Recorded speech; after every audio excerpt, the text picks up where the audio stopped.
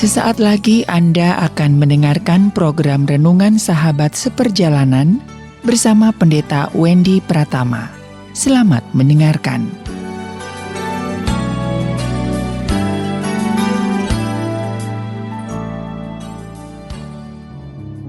Selamat berjumpa kembali dalam layanan audio Sahabat Seperjalanan. Hari ini adalah hari Selasa, 18 Mei 2021. Tema renungan dan saat teduh kita dengan judul Pemenang atau Pecundang, Winners atau Losers.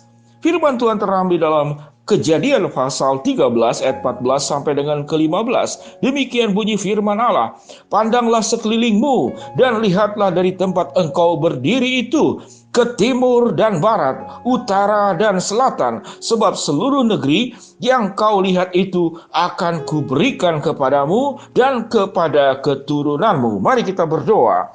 Bapa yang di dalam surga, kami ingin belajar para sahabat seperjalanan bagaimana sesungguhnya kami menjadi pemenang atau pecundang, menjadi winners atau losers dalam kehidupan kami menurut pandangan Tuhan, menurut kebenaran firman-Mu, dan bukan menurut ukuran-ukuran nilai dunia. Di dalam nama Tuhan Yesus kami berdoa. Amin. Shalom sahabat seperjalanan yang dikasihi Tuhan. Cukup menarik sebuah perjalanan antara Abraham dengan Lot keponakannya, tatkala mereka diberkati oleh Allah secara luar biasa dengan berkat-berkat yang berkelimpahan, kambing domba, lembu sapi milik Abraham dan Lot yang semakin bertambah. Tatkala berkat itu kemudian menjadi berlimpah, di sanalah mulai permasalahan itu terjadi. Lalu kemudian timbullah perdebatan antara Abraham dan Lot. Tanah mana yang akan diambil? Lot dengan segala keinginannya, dia ingin mengambil tanah yang nampak kelihatan hijau, yaitu lembah Yordan dengan seluruh bagian-bagian lahan hijau yang sangat luar biasa. Sahabat seperjalanan yang dikasihi Tuhan, Abraham tentu karena Lot itu keponakannya, dia jauh lebih tua, dia jauh lebih dipercaya oleh Allah sebelumnya. Namun yang cukup menarik, Abraham itu memberikan pilihan itu kepada Lot terlebih dahulu yang jauh lebih muda. Apa yang dikatakan oleh Abraham? Kalau engkau ke kanan, aku ke kiri. Kalau engkau ke kiri, aku ke kanan. Artinya pilihan itu diberikan dulu kepada Lot. Secara ukuran dunia, Abraham ini bertindak dan berkelakuan bodoh dan kemudian merugikan diri sendiri. Minimal, kalaupun ingin dicari keadilan, itu diundi. Artinya undianlah yang menentukan.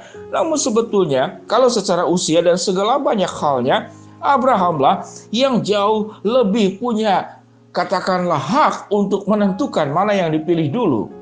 Yang menarik bahwa lembah hijau di daerah tanah yang dijanjikan itu menurut seorang pakar daripada orang Yahudi mengatakan bahwa lembah-lembah yang ada di sana itu perbandingannya adalah 1:1000. Itu menurut seorang ahli.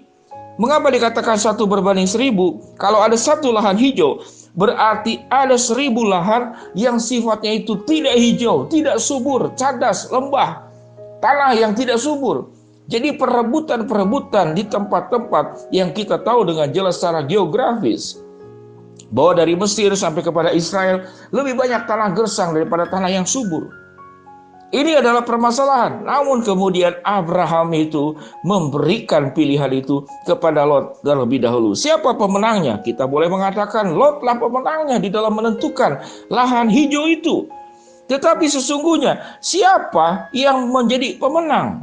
Alkitab mengatakan setelah bahwa Abraham punya hati yang lebih besar. Abraham di dalam hal ini adalah pemenang. Pemenang apa? Yaitu pemenang untuk tidak terjerumus ke dalam keserakahan. Pemenang untuk tidak mencintai materi, harta benda, termasuk tanah yang luas. Dia punya hati itu tidak menyembahkan dirinya itu kepada berhala-berhala material, berhala-berhala harta benda, berhala-berhala tanah dan segala sesuatunya. Namun Lot mengambil bagian yang lebih hijau, yaitu bagian seluruh lembah Yordan. Sahabat seperjalanan yang dikasihi Tuhan, siapa yang pemenangnya? Kita boleh mengatakan Lotlah pemenang untuk mendapatkan bagian-bagian yang begitu luar biasa daripada tanah yang subur dari seluruh lembah Yordan.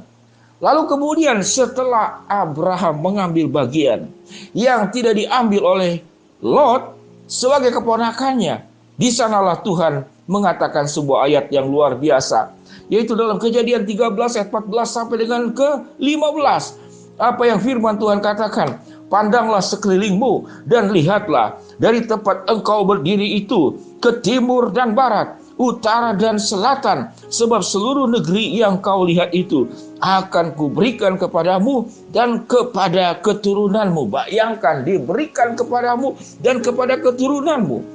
Alkitab tidak mencatat apakah satu keturunan, dua keturunan, atau tiga keturunan. Artinya berkat yang Allah beri kepada Abraham itu, berketurunan-keturunan itu terjadi kepada Abraham dan keluarga besarnya. Sahabat seperjalanan yang dikasihi Tuhan, kalau kita itu menjaga hati kita untuk kemudian tidak mencintai dan memberharapkan segala hak kepemilikan yang kita miliki, maka di sanalah Allah kemudian bisa memberkati berlipat ganda. Bayangkan apa yang firman Tuhan katakan, ke timur dan barat, utara dan selatan. Berapa luas tanah yang diberikan? Mari kita akan boleh mencari cek di dalam penafsiran-penafsiran latar belakang daripada peristiwa ini. Sahabat seperjalanan yang dikasihi Tuhan, mari kita belajar tokoh-tokoh besar. Kita melihat ada tokoh besar itu ada dua hal, yaitu besar di dalam apa? Besar di dalam dia memenangkan kehidupan. Yang kedua adalah orang yang besar di dalam memenangkan keberhasilan. Apa bedanya memenangkan kehidupan dengan memenangkan keberhasilan?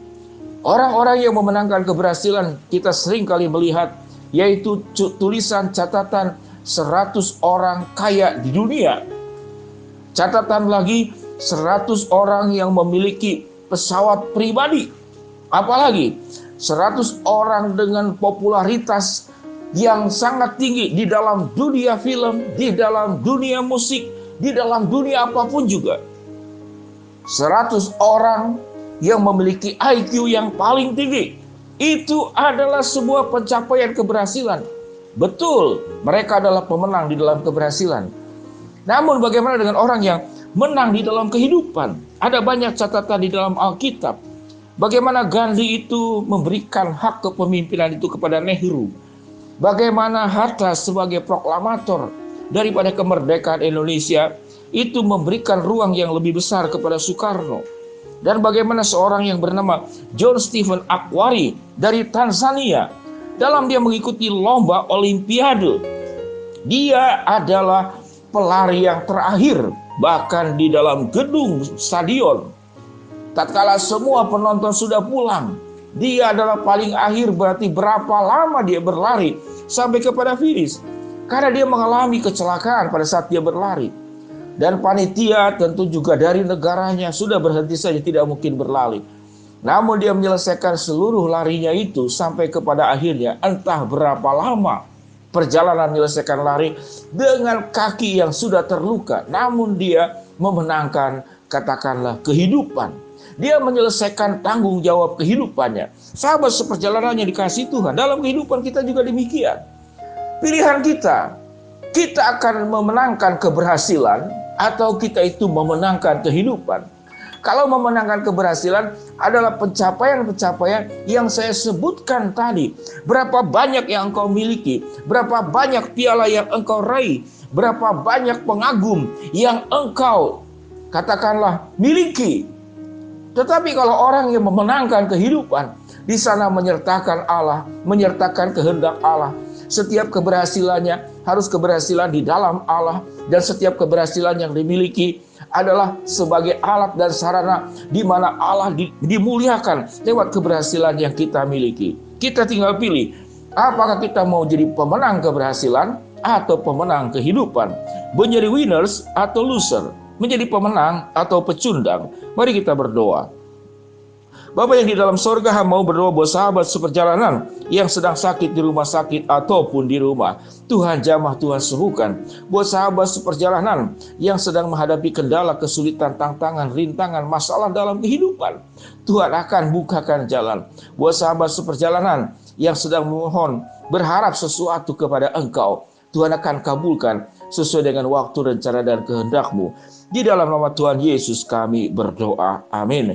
Shalom sahabat seperjalanan yang dikasihi Tuhan. Pilihan hidup kita akan menjadi pemenang keberhasilan atau menjadi pemenang kehidupan. Tuhan memberkati kita semua. Shalom.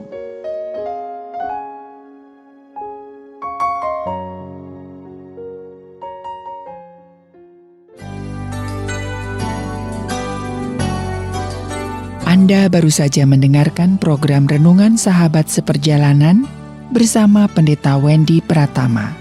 Terima kasih atas perhatian Anda. Tuhan Yesus memberkati.